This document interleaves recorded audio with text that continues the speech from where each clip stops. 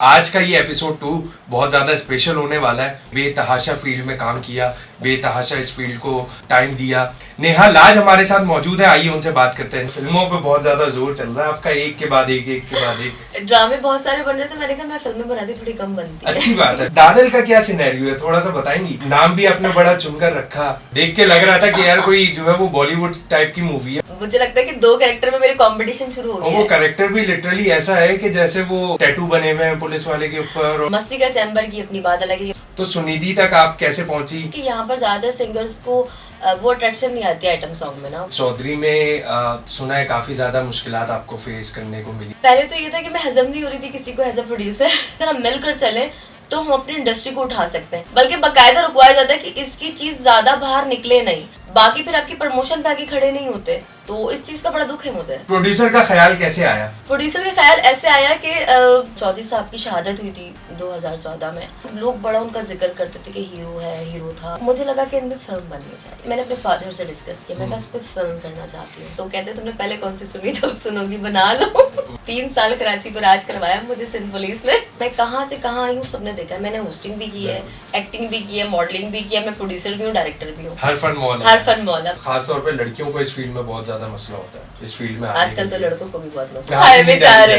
बिल्कुल। हमें जो राइट प्लेस होता है ना, राइट पर्सन के पास जाना, वो हमें नहीं मिल पा रहा होता है। कैसे मिलेगा फील्ड में हमें वो राइट पर्सन?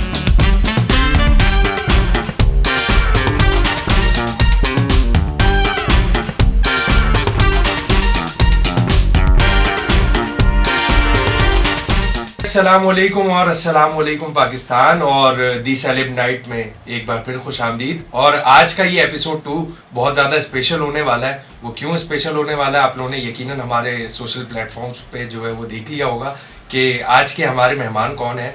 मैंने आपको बताया जैसे कि हम अपने शो में जो है वो मुख्तलिफ शोबा जात से जो है वो सेलिब्रिटीज़ को बुलाएंगे और उन लोगों को बुलाएंगे जिनको आप बेतहाशा पसंद करते हैं। और आज उन्हीं में से एक नाम हमारे साथ ऐसा मौजूद है जो किसी तारुफ का मोहताज नहीं है, जिसने बेतहाशा फील्ड में काम किया, बेतहाशा इस फील्ड को टाइम दिया और आज हमारे साथ मौजूद हैं। बड़ी मसरूफियात के बाद फिर भी इन्होंने टाइम निकाला हमारे लिए, हम इनके बेहद शुक्रगुजार हैं। नेहा लाज हमारे साथ मौजूद है, आइए उनसे बात करते हैं। जी नेहा, अस्सलाम वालेकुम। वालेकुम सलाम। क्या हाल है आपके? अल्लाह के करम, आप सुनाइए। सबसे पहले तो बहुत बहुत शुक्रिया इतनी मसरूफियात में से हमारे लिए टाइम निकालने के लिए। नहीं ऐसी कोई बात नहीं, बस ये कि फिल्म की प्रमोशन चल रही है तो थोड़ी मसरूफियात ज्यादा बढ़ गई है। आजकल जो है वो आप फिल्मों पे बहुत ज्यादा जोर चल रहा है आपका, एक के बाद एक। ड्रामे बहुत सारे बन रहे थे, मैंने कहा मैं फिल्में बनाती थोड़ी कम बनती है। अच्छी बात है। फिल्में आजकल हमारे यहाँ उस टाइप की फिल्में है भी नहीं जो होनी चाहिए हमारे पाकिस्तानी सिनेमा के पास। और प्रीवियस जो आपकी मूवी गई चौधरी, बहुत जबरदस्त, मतलब क्या जबरदस्त उसका ट्रेलर, उसके बाद मूवी मैंने देखी, नो डाउट उसकी direction, songs, action, A to Z हर चीज जो है वो नो डाउट बहुत जबरदस्त काम किया। लेकिन मुझे ये बताएं क्यों इतना ज्यादा डिले हुआ चौधरी को लेकर? चौधरी में डिले इसलिए था कि क्योंकि एक तो कोविड चल रहा था। जब मैंने अनाउंस की उसके बाद कोविड शुरू हो गया और फिर जो है थोड़ा सा हम बहाल हुए तो हमने स्टार्ट की शूट। तो मेरी जो हीरोइन थी ज़ारा आबिद, वो शहीद हो गई थी प्लेन क्रैश में। फिर उनको रीशूट किया तो कुछ ना कुछ टेक्निकल इश्यूज़ की वजह से 2 बार वैसे भी फिल्म रीशूट हुई, तो अच्छी खासी महंगी भी पड़ी और डिलेज भी बहुत ज़्यादा हुए। और कोविड के बाद जो है वो डिस्ट्रीब्यूटर फिल्म लगाने में थोड़ा सा डर रहे थे, हमने भी डरते डरते लगाई। तो जितना अच्छा रिस्पांस हमने सोचा था उतना नहीं आया, मगर ये कि फिल्म बना के लगा दी, जो मेरा ड्रीम प्रोजेक्ट था, जो अभी तक मुझे उससे बड़ा प्यार है। डर क्यों रहते हैं अपने स्क्रीन्स पे लगाने? वो ये कह रहे थे कि आवाम नहीं आएगी, और वो सही कह रहे थे।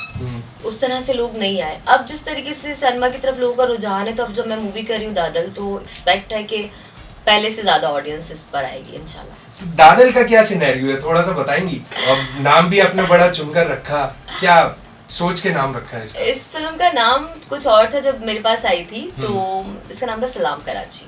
तो मैंने कहा मुझे अट्रैक्ट नहीं कर रहा, स्टोरी अच्छी लग रही है, मुझे नाम अच्छा नहीं लग रहा। अच्छा। तो खैर उन्होंने स्टोरी बताई, वो कराची को लेके स्टोरी है, लियारी को लेके स्टोरी है। तो उसमें विलन का नाम दादल था, तो मैंने कहा फिल्म का नाम दादल कर दें, उस बस्ती का नाम दादल कर दें और विलन का नाम हम पाशा कर देते हैं।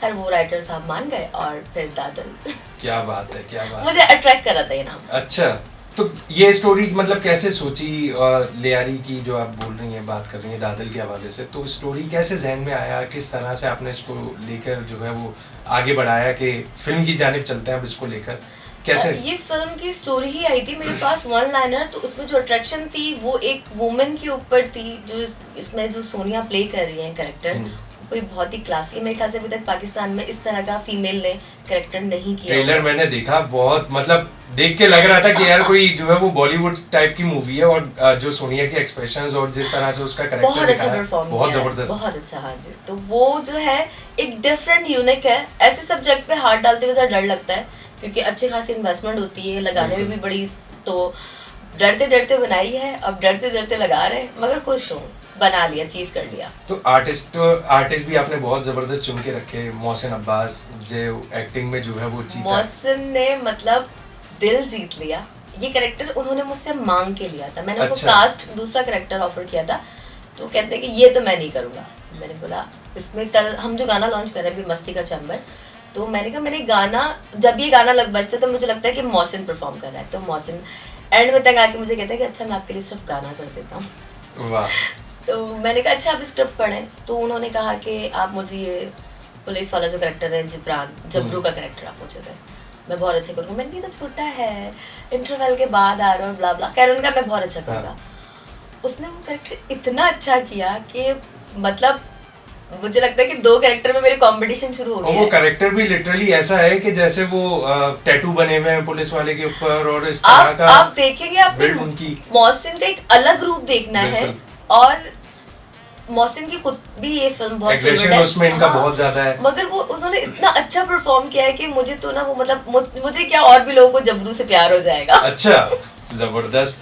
तो नेहा अभी आगे म्यूजिक के हवाले से अगर हम बात करें, तो आपने म्यूजिक पे बहुत ज्यादा ध्यान दिया, चौधरी में भी, तो इंडिया से भी आपने जो है वो सिंगर्स को बुलाया और उनसे म्यूजिक करवाया, और म्यूजिक नो डाउट आपका हिट भी हुआ काफी चौधरी का।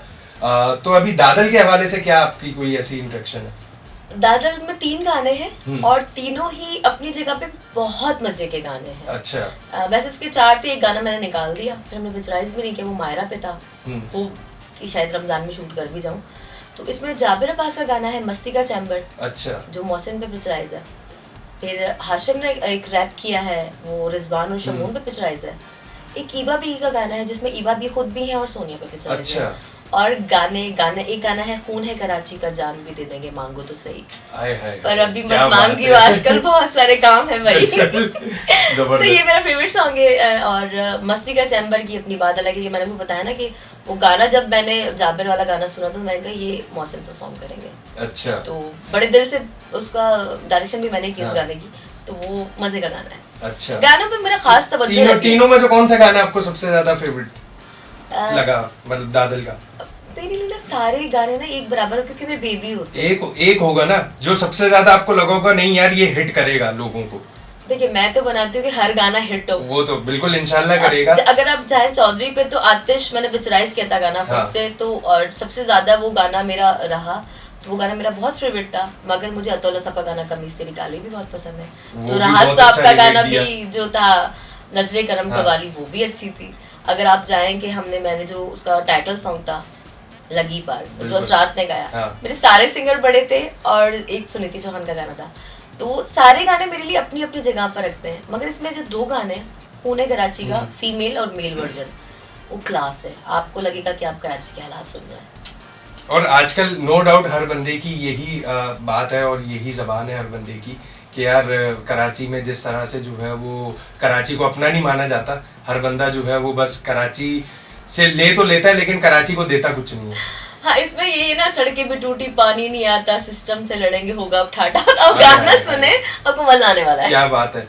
चले आपका गाना भी, नेहा का गाना भी जो है वो हम अपने शो के दौरान में प्ले करेंगे, और इंशाल्लाह जब तक जो है वो रिलीज भी हो जाएगा। तो वो खून है कराची का रिलीज हो चुका है। अच्छा, हो चुका है। अब ये चैम्बर वाला, बस तो फिर ये गाना हम आपको सुनाते हैं अभी थोड़ी देर में, तब तक नेहा से और मुख्तलिफ बातें करते हैं। नेहा मुझे ये बताएं कि इंडिया और पाकिस्तान का जो है वो बहुत ज्यादा मसाइल चल रहे थे, तो सुनिधि तक आप कैसे पहुंची, कैसे ख्याल आया आपको, क्या लगा कि यार नहीं सुनिधि से ही करवाना चाहिए गाना?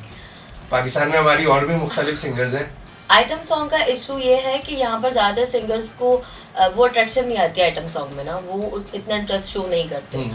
और मैं आपको शायद, मैं मॉडल थी तो इंडियन फैशन वीक की मॉडल रही हूँ, तो वहाँ मेरे कॉन्टैक्ट बहुत अच्छे हैं। सही। तो ये गाना मैंने फिल्म के शुरू में ही बनवा लिया था क्योंकि हमने आइटम नंबर तो रखना था।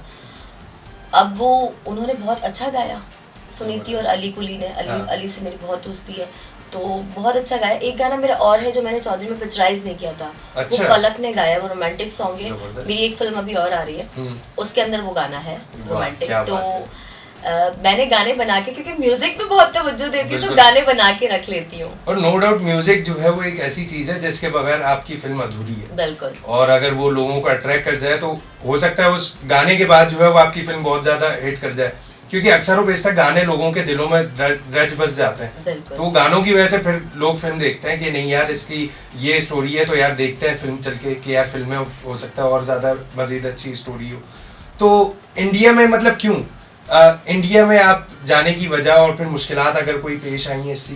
नहीं, मुश्किलात कोई पेश नहीं आई। काम ये है कि आप पैसे दो और काम करवाओ, कोई ऐसी प्रॉब्लम नहीं होती है। यहाँ पर बहुत टैलेंट है, मगर कहीं जगहों पर, जैसे मैंने कहा आइटम सॉन्ग में अभी भी जो इसी का गाना था दादल से हुज्जा तक, तो मैंने काफी सारे सिंगर को अप्रोच किया, तो उनको आइटम नंबर गाने में प्रॉब्लम हो रही थी। अच्छा। तो फाइनली वो गाना, फिर मेरी शहर से बात हुई, मगर वो गाना मैंने अभी तक किया नहीं है। अच्छा। तो अगर हमारी फीमेल्स जो है वो आकर गाना गा देंगी तो कोई इतना बड़ा इशू नहीं होगा, गाना तो शुरू करें, तो हमें वहाँ फिर जाना पड़ता है।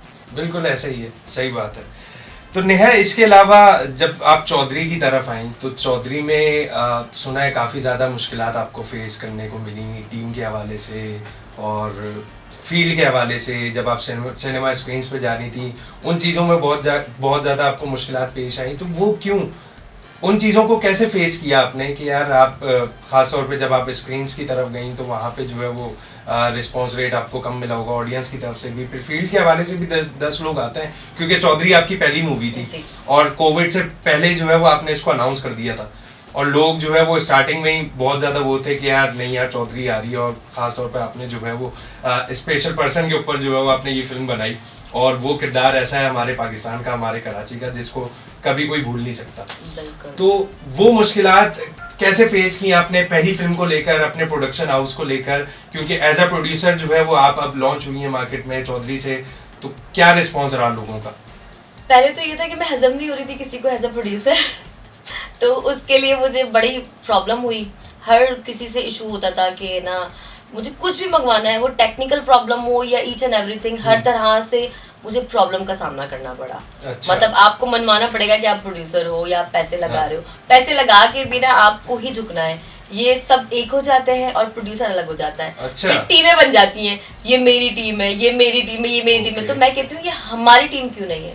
जब मैं शुरू कर रही हूँ तो आप भी मेरी टीम हो, ये भी मेरी टीम है, मगर वो हमारी एक लॉबी बन जाती है और टीम्स बन जाती हैं। तो इसका ये प्रॉब्लम होता है जब लगने जाती है, तो ऑडियंस वैसे सोशल मीडिया पे बहुत कहते हैं कि फिल्म कब आ रही है, मगर जिसको देखनी है ना वो कहते हैं यूट्यूब पे कब आ रही है। तो हम इतना पैसा लगा के और फिर उसको यूट्यूब के लिए बना रहे, तो इतना हमें ना एलेक्सा वगैरह पे शूट नहीं करना चाहिए, ये इतने महंगे आर्टिस्ट नहीं लेने चाहिए, डायरेक्ट यूट्यूब पे लगा दो, सिनेमा किसी ने नहीं जाना, अल्हम्दुलिल्लाह। 2-3 कैमरे छोटे मोटे लेके आप शूट कर लो, और कुछ नहीं तो 90% लोग बोलेंगे टिकट्स तो दे दो, अच्छा बनाऊं भी मैं, फिर टिकट्स भी मैं दूं।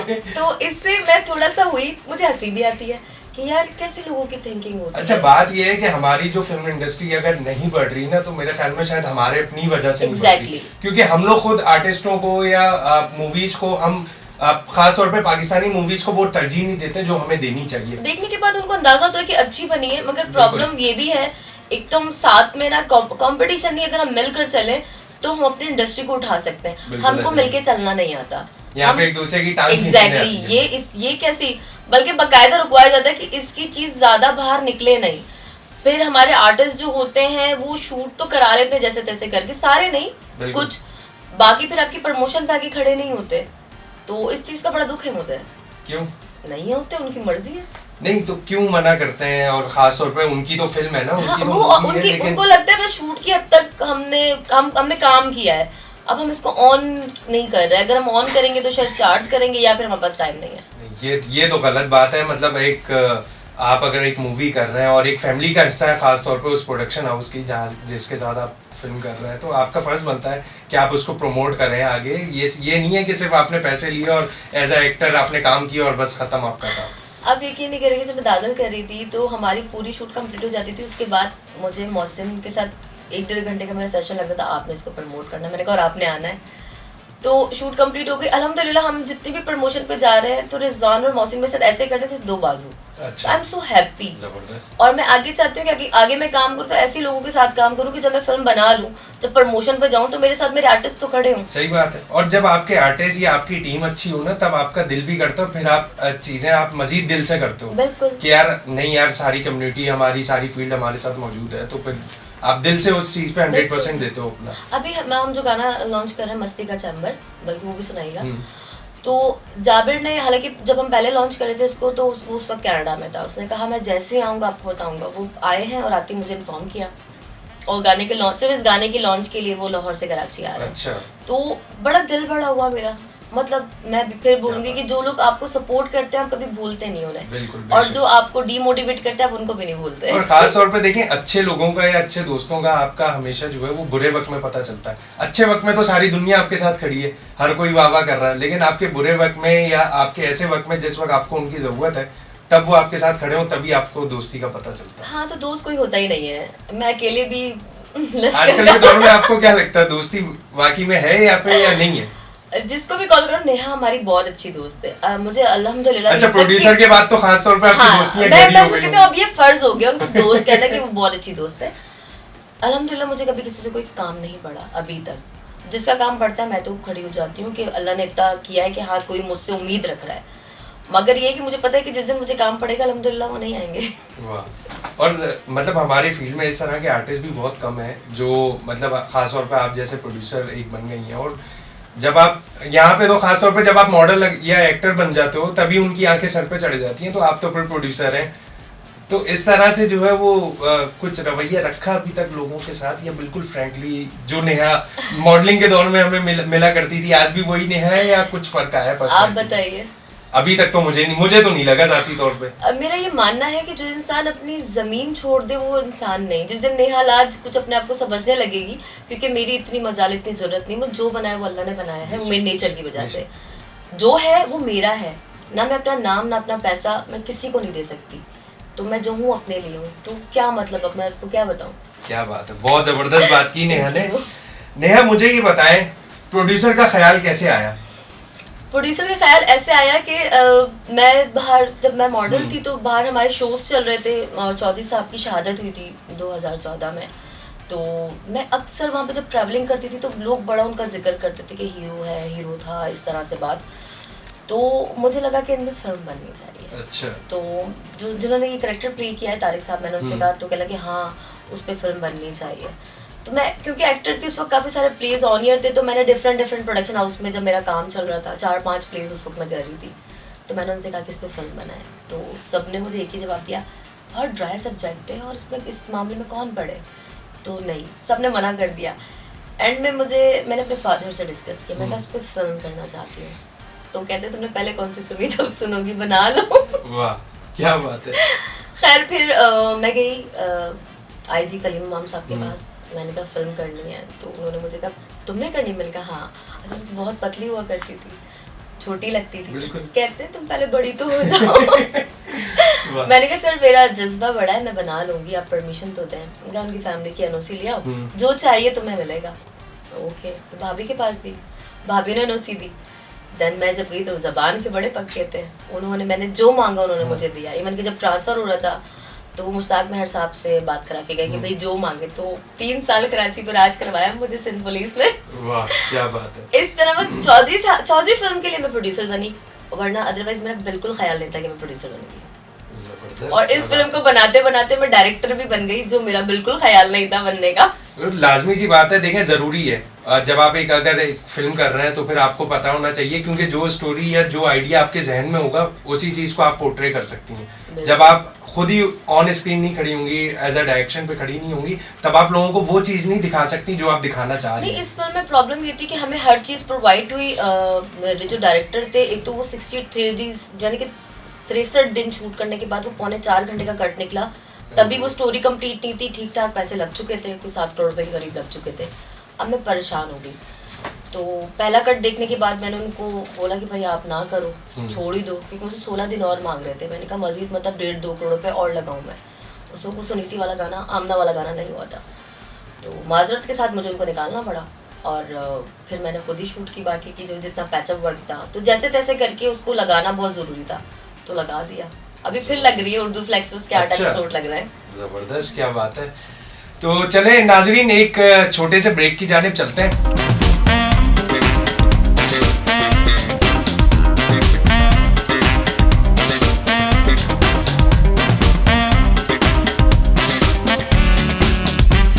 जी नाजरीन, एक बार फिर खुशामदीद आपको द सेलेब नाइट पॉडकास्ट में। तो आइए नेहा की तरफ चलते हैं। जी नेहा, एक बार फिर खुशामदीद। तो अब मुझे ये बताएं नेहा, आपने मॉडलिंग भी की फील्ड में, सबसे पहले आप एज अ मॉडल ही आई, फिर उसके बाद आपने एक्टिंग की तरफ गई, तो इन दोनों फील्डों में मज़ा नहीं आया आपको, या किस तरह से आप जो है वो इस साइड से हटके बिल्कुल एक मुख्तलिफ रास्ता चुना आपने? मॉडलिंग का एक अपना चार्म है, मज़ा आता है उसमें, रैम करते हुए एक अलग मज़ा आता है, वॉक करते हुए। एक्टिंग का भी अपने एक चार्म है कि आपकी फ़ैन फॉलोइंग बहुत मज़े की होती है। एज अ प्रोड्यूसर डायरेक्टर आपकी फ़ैन फॉलोइंग उस तरह की नहीं होती, मगर जब आप एज अ प्रोड्यूसर बनते हो और आप कोई चीज़ बनाने लगते हैं, तो मुझे नहीं पता और होगा, पर मुझे मज़ा आने लगा। तो तब मेरी दूसरी फिल्म, आगे 3 स्क्रिप्ट और है मेरे पास जिनको हम करने जा रहे हैं। तो प्रोड्यूसर और डायरेक्टर बनने का एक अपना मतलब मज़ा कह लें आता है, या क्या कह सकते हैं मुझे नहीं पता। तो एक्टिंग में माशाल्लाह आपको एक बहुत ज़्यादा अच्छा रिस्पांस मिला, और माशाल्लाह आपने हमारी इंडस्ट्री के बेतहाशा ड्रामे किए। तो किन डायरेक्टर्स के साथ सबसे ज़्यादा काम करने में मज़ा आया आपको एक्टिंग इंडस्ट्री में? ड्रामास में मैंने काफ़ी सारे लोगों के साथ काम किया, और डायरेक्टर सारे ही अपनी अपनी स्टोरी के हिसाब से, डायरेक्टर विजन अच्छा था, सभी के साथ काम किया। वो महरिन जब्बार हो, या इतने सारे नाम है, भूल जाऊंगी। असद भाई हो, असद मलिक, असद भाई के साथ बहुत मजा आया था, उनके साथ मैं शूट किया था। अच्छा। मुझे लॉन्च एहतेशामुद्दीन ने किया है, मुझे पहला ब्रेक उन्होंने दिया था। तो शायद यूनुस है, सॉरी अगर मैं किसी का नाम भूल जाऊं तो कोई नाराज मत होइएगा, इतने सारे प्ले किए हैं। सबिया सुमार है, तो मैं काफी मतलब अच्छे डायरेक्टर्स के साथ काम। और कैरेक्टर्स, किन कैरेक्टर्स को आप खुद करना ज्यादा पता नहीं, हालांकि मेरा चेहरा थोड़ा मासूम मासूम है, मगर नेगेटिव कैरेक्टर ज्यादा किए हैं। तो क्यों, मतलब खुद नेगेटिव बनना पसंद है, या रियल लाइफ में भी ऐसी नेगेटिव है? मुझे ऑफर ही ऐसा होता था। मैंने जब महरिन जब्बार के साथ किया तो वो बड़ा सॉफ्ट कैरेक्टर था, मेरा नाम यूसुफ। मगर जब सबिया के साथ किया तो हाँ था मेरा कैरेक्टर बहुत सॉफ्ट। कहते नहीं, नेहा को जो नहीं है ये वाला कैरेक्टर, मैंने तो बहुत वैम्प वाला कैरेक्टर है, कहते मुझे यही चाहिए। वाह, क्या बात है। मैंने काफी ज्यादा जो है वो नेगेटिव प्ले किया है। तो एक्टिंग पे आगे आपका फ्यूचर में कोई मूड है एक्टिंग में वापस आने का? थोड़ा थोड़ा इरादा बन रहा है। थोड़ा थोड़ा का क्या मतलब है, मतलब मूड हो गया है? सीन ये है कि बीच में एक तो मैं बिल्कुल, जब मैंने एक्टिंग और मॉडलिंग छोड़ी 3 साल हो गए, तो मैं बिल्कुल अपने ऊपर तवज्जो नहीं दी, जितना मैं अपने ऊपर ख्याल रखती थी हर चीज़ का, क्योंकि मेंटेन करना पड़ता है एक्टर को और मॉडल को। और ये जब कोई आके बोलता है ना कि हमें चांस दे, तो मैं कहती हूँ पहले अपने आप को देखो कि क्या आप स्क्रीन पे आने के लायक हो। बेशक, बिल्कुल। तो अगर मैं स्क्रीन पे आने के लायक बन जाती हूँ, लाइक मेरा वेट, मेरी स्किन, मेरे हेयर सब परफेक्ट हो जाते हैं, तो मैं बिल्कुल आऊँगी। जो मुझे नहीं लगता कि नहीं मैं भी परफेक्ट नहीं हूँ, तो मैं नहीं आऊँगी। ये मेरा मानना है। बिल्कुल, बहुत अच्छी बात की नेहा ने। और इसी तरह से नेहा, अब इख्तिताम की जानिब चलते हैं अपने शो के, और जाते जाते हमारी ऑडियंस को कुछ ऐसा पैगाम, खास तौर पर उन न्यू टैलेंट को जो इस फील्ड में आना चाहते हैं और लेकिन आ नहीं पाते, या तो कुछ लोग उनको चांस नहीं देते। आजकल हमारी फील्ड में लॉबी सिस्टम बहुत ज़्यादा चल रहा है, बहुत ज़्यादा, तो सिर्फ पर्चियों पे काम चल रहा है। तो जो मेरिट बेसिस पे टैलेंट हमारे पास मौजूद है, उनको कैसे एक प्लेटफॉर्म मिले, उनको कोई एक ऐसा मैसेज या कोई एक ऐसी सजेशन? देखिए, ड्रामास में तो चांस मिल जाता है, फिल्मों में बड़ा मुश्किल होता है, क्योंकि फिल्म बेचना भी पड़ती है। तो उसको बिकने के लिए कि कास्ट में कौन कौन है, नए फेस बेचना बड़ा मुश्किल होता है। एज अ प्रोड्यूसर मैं अपनी बात बता रही हूँ, मगर ऐसा नहीं है कि चांस नहीं मिलता। अगर आप में टैलेंट है तो आपको ज़रूर चांस मिलेगा।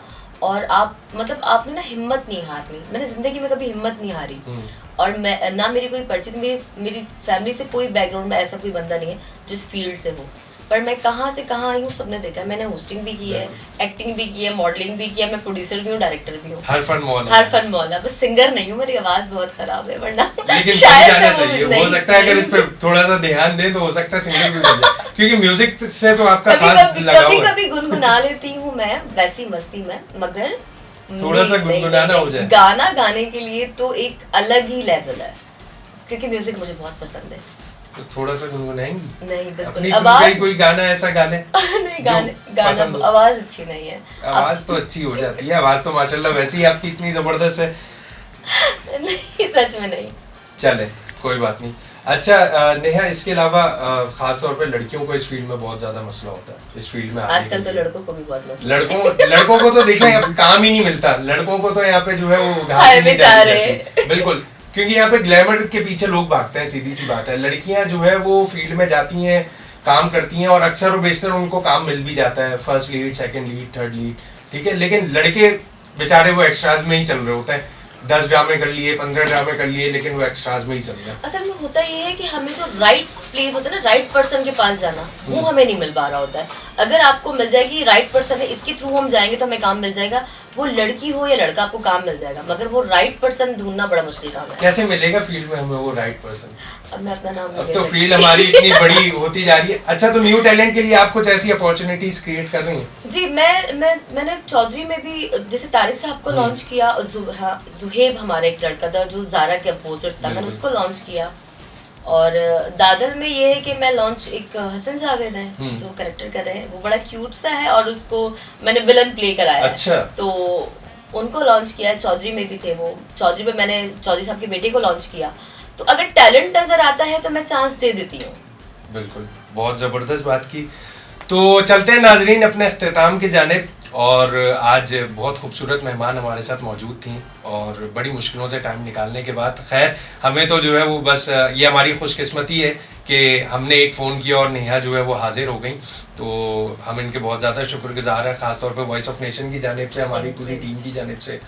तो नेहा, इंशाल्लाह आपके लिए बेस्ट विशेस, आपकी फिल्म्स के लिए जो आगे आने वाली हैं इसी साल में, और दादल के लिए बहुत सारी दुआएं कि इंशाल्लाह बहुत हिट करे। हमारी तरफ से, वॉइस ऑफ नेशन की जानिब से आपको जो सपोर्ट चाहिए एनी टाइम, हम लोग, हमारी पूरी टीम आपके लिए हाजिर है लार्ज प्रोडक्शंस के लिए। और इसी के साथ चलते हैं अपने इख्तिताम की जानिब। मिलते हैं आपसे नेक्स्ट वीक, और नेक्स्ट वीक में जो है वो इंशाल्लाह अब रमज़ान भी जो है वो आ चुके होंगे जब तक हम आपके पास पहुँचेंगे, और एक बाबरकत महीना शुरू होने जा रहा है। बस अल्लाह ताला हम सबके ऊपर अपना रहम इसी तरह बरकरार रखे और इसी तरह हमें इस महंगाई के दलदल से जो है वो निकाले जल्द से जल्द। और मिलते हैं आपसे नेक्स्ट वीक फिर एक नए मेहमान के साथ।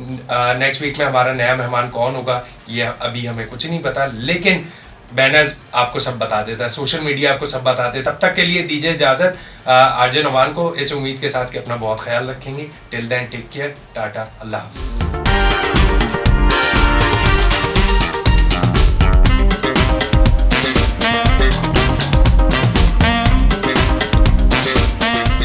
वॉइस ऑफ नेशन की वीडियोस देखने के लिए हमारा चैनल सब्सक्राइब कीजिए और बेल के आइकॉन पर क्लिक कीजिए ताकि आप हमारी तमाम आने वाली वीडियो से बाखबर रह सकें।